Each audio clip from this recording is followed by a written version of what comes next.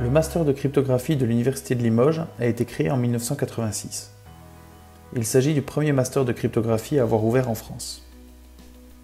À l'époque, il s'appelait DEA Cryptographie et Optimisation. Il a ensuite évolué pour devenir l'actuel master Cryptis de sécurité de l'information et cryptologie.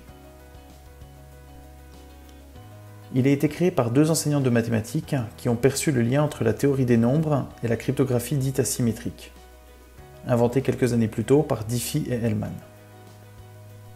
Ce master a fêté ses 32 ans en 2018 et il aura 35 ans en 2021. Le master Cryptis propose deux parcours, un plutôt orienté informatique et un autre plutôt orienté mathématique. Généralement, on accède au parcours maths après une licence de mathématiques et au parcours info après une licence d'informatique. Néanmoins, il est possible de passer d'un parcours à l'autre, comme l'expliqueront certains anciens étudiants dans la seconde partie de cette présentation. Le cadre de vie offert par la ville de Limoges est apprécié des étudiants car il est agréable et attractif.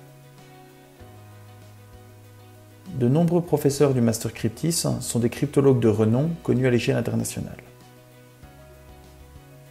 L'expertise des anciens étudiants du master Cryptis est largement reconnue et appréciée, tant par les entreprises que par les instituts publics. Il est ainsi très aisé de trouver du travail en sortie de master. Voici par exemple une liste non exhaustive des entreprises publiques ou privées choisies par d'anciens élèves.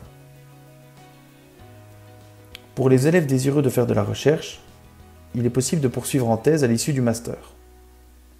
La thèse peut être académique, c'est-à-dire qu'elle se déroule dans un laboratoire public, par exemple XLIM à Limoges, ou alors se dérouler en entreprise. On parle alors de thèse CIFRE. Dans la seconde partie de cette vidéo, nous vous proposons de courtes interviews d'enseignants et d'étudiants du master Cryptis afin de mieux appréhender le contenu et les objectifs de cette formation.